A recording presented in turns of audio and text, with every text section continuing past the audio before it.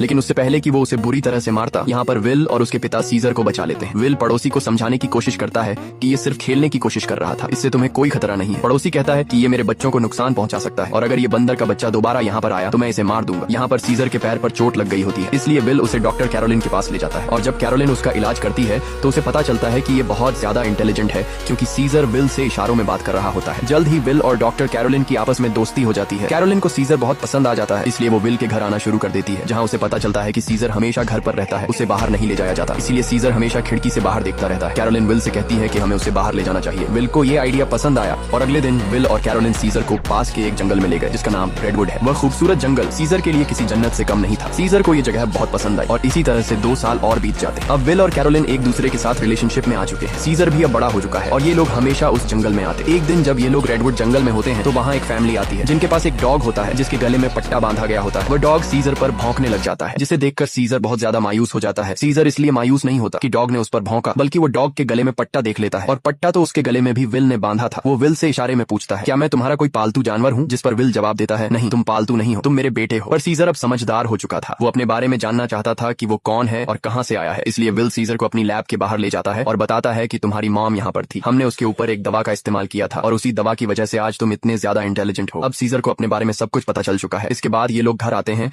जहाँ पर विल के पिता को दिखाया जाता है जिनकी अल्जाइमर बीमारी अब वापस पहले जैसी हो चुकी है। वो चम्मच के उल्टे तरफ से खाना खाने लगा। विल समझ गया कि अब इस दवा ने उसके पिता के दिमाग पर असर करना छोड़ दिया है। इस बात से विल बहुत परेशान होता है और जब विल काम पर गया होता है तो विल के पिता का गाड़ी चलाने का मूड हो जाता है, लेकिन अल्जाइमर बीमारी की वजह से वो भूल चुके होते हैं कि गाड़ी को ड्राइव कैसे किया जाता है। जब वो कार स्टार्ट करता है तो उसे कार कंट्रोल नहीं हो पाती, इसलिए वो सीधा जाकर अपने